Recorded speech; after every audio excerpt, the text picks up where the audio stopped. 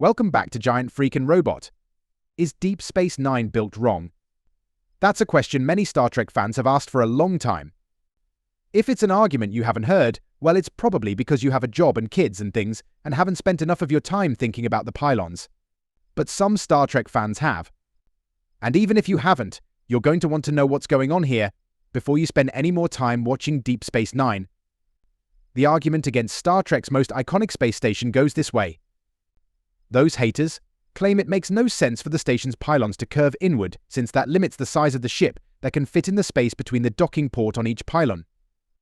A proper station, some argue, should have the pylons curving outward, and in reality, no one would ever design a space station this way. We hate this argument so much, we've created an entire video to tell all you pylon haters why this view is totally wrong. You're wrong. Deep Space Nine is perfect. Here's why, using both in-universe and out-universe logic. The station was designed by Cardassians. Cardassians, as a people, are not only warlike but extremely strategic thinkers. You knew I could do those things that you weren't capable of doing.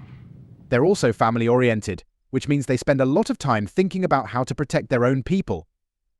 Curving pylons outward would make it much harder for the station to defend all of the ships docked at it. In order to protect ships on outward curving pylons, the station would have to generate a much bigger shield bubble. A larger shield bubble results in more power usage and, as a result, also in a much weaker shield. By designing their station so that the pylons curve inward, the Cardassians came up with a way to allow ships to dock and also keep them safe beneath Terok Nor's shields. In case you've forgotten, Terok Nor was the Cardassian name for Deep Space Nine. Tacky Cardassian fascist eyesore. So, Deep Space Nine doesn't just look cool. It's a design that's totally functional and logical given the station's intended purpose. It was production designer Herman Zimmerman who originally came up with the design for Deep Space Nine.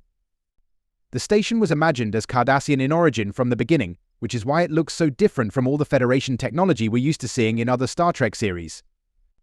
The final look of the station wasn't the first idea pitched, however.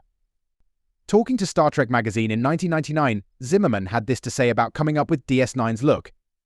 We started out charged with getting a Tower of Babel concept of a space station, built over a couple thousand years of separate, disparate cultures. So the technology from one part of the station to another would be of various ages and various cultures, not necessarily interfacing one with the other, and there was this sense of confusion because of that. The early concept art drawn by DS9 co-creator Rick Sternbach reflects that initial direction. Sternbach said of these designs, "The initial take on it was that it was a very old, ancient type of station, maybe not symmetrical in shape. Eventually, they realized the Tower of Babel idea was too messy. Instead, they decided to start over and go for something as alien and non-Federation as possible. That design evolved into a series of hoops. That hoop aesthetic means they never considered having the docking ports flare outward. Why is unstated by the design team.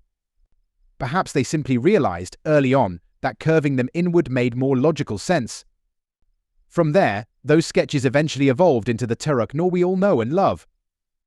This was the first image of Deep Space Nine ever seen by the public, used in a series of publicity photos promoting the show.